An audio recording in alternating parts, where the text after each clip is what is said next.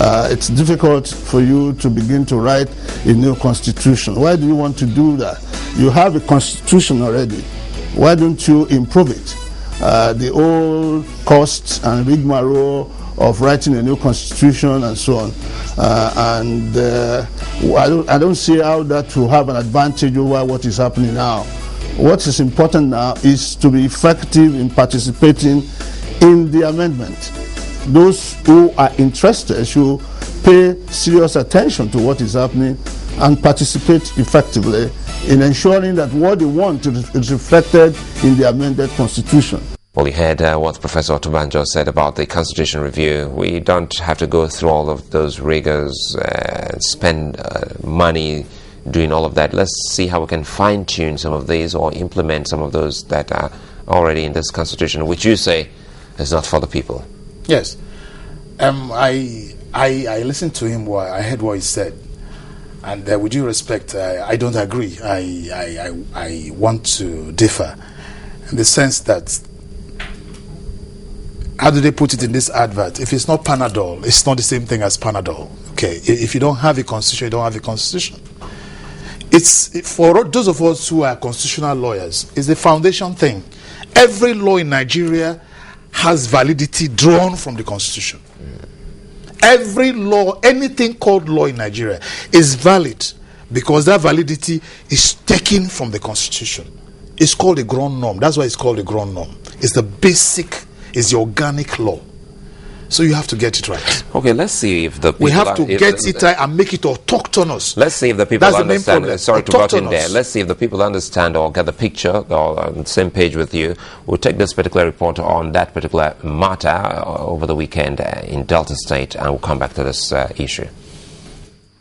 Nigeria has also amended its original constitution. The Civic Center in Asaba, the Delta State capital, played host to the 48-member Senate Committee on the review of the 1999 Constitution and other stakeholders in the polity, including the Senate President David Mark, the Deputy Speaker of the House of Representatives, the host Governor Emmanuel Iluaha, and his River State counterpart, as well as speakers of the 36 state houses of assembly. Senate President David Mark was first to take the rostrum, declaring the meeting open. The Constitution is for all Nigerians and not for senators alone. It is therefore the synthesis of the true will of the Nigerian people that will be reflected in the Constitution. But what we will not allow is for a vocal minority to foist its dictates on Nigerians. The Senate will resist any such attempt. We will certainly not permit the thunder of a fraction to drown the voice of the nation. This task will not be an easy one, but it is also not an impossible task. I wish, however, to remind Nigerians that constitutional amendment alone, without attitudinal change on the part of every citizen, cannot guarantee democracy. Nor will constitutional amendment alone banish terrorism and insurgency, stop corruption, kidnapping, or the orgy of violence presently ravaging our corporate existence. Presenting a list of items identified as critical, the chairman of the committee and Deputy Senate President said the retreat is meant to provide an opportunity for the lawmakers to examine various areas in the Constitution requiring amendment. It is expressed that the legislative list in our Constitution is skewed in favor of the federal government and needs to be revisited to give our Constitution a true federal character. The issue of local government creation, the place of local government in our federal arrangement, the functions and powers of local governments are yet to be settled. For the two governors present, the need to address the issue of true federalism and equitable resource distribution among the three tiers of government is paramount. Who are the federating units? What am I to this country? What is River State to this country? How are the revenues shared? Who generates revenue? The revenues of the country. These are critical questions. Why should the federal government have 52.8% when development takes place in the different states? How is that 52.8% shared? Will Rivers State or Akwa Ibom or Sokoto get the same share as every other state? We want to know, what are the projects that are being done? Are they equitably distributed in the different states of this country?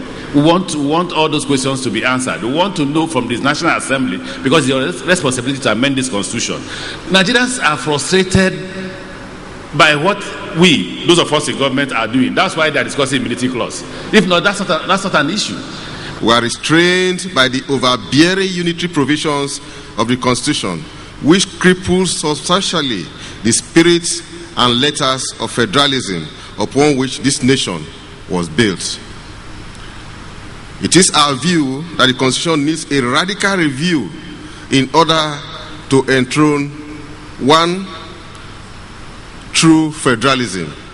Bringing his knowledge in political science to bear, the guest speaker advocated a single channel for executive office holders in order to make political offices more competitive and people-oriented.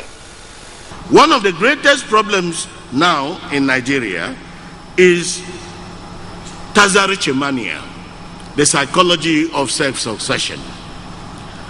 I therefore recommend a single 5-year term for all chief executives at each tier of government. Clearly, any leader who cannot deliver promises he is made in 5 years is inept. A single tenure chief executive produces less political acrimony, more time to concentrate on service delivery, less forms of democratic deficit, less pressure on public treasury, and greater political stability. Please let's keep clapping for Professor Isawa Elaigu.